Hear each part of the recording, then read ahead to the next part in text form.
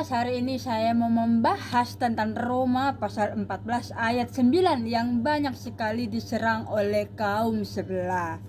Nah, apa bunyinya itu di dalam Roma pasal 14 ayat 9? Sebab untuk itulah Kristus telah mati dan hidup kembali, supaya ia menjadi Tuhan baik atas orang-orang mati maupun atas orang-orang hidup. Di sini yang dia tekankan adalah supaya ia menjadi Tuhan, seakan-akan Yesus itu baru menjadi Tuhan.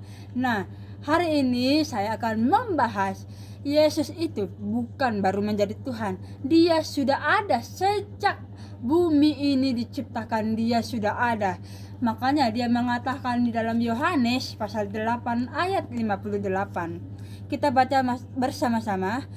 Kata Yesus kepada mereka, "Aku berkata kepadamu, sesungguhnya sebelum Abraham jadi, aku telah ada."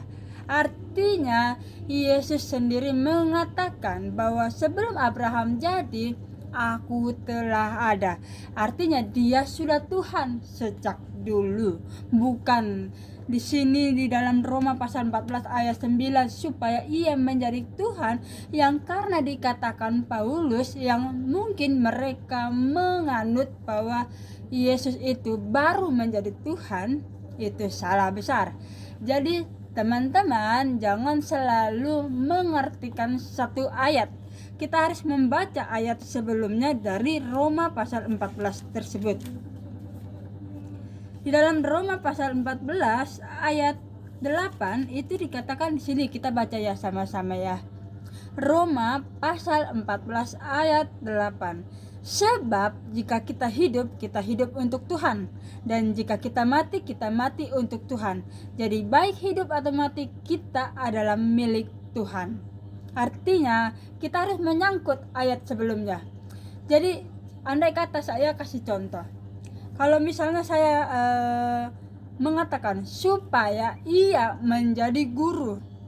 Nah, apakah dia sebelumnya belum jadi guru? Misalnya ada seorang guru kalian, lalu kalian mengatakan supaya ia menjadi guru yang hebat di kelas A. Nah, apakah dia sudah atau belum menjadi guru? Nah, padahal kalau kita tahu dia sudah jadi guru.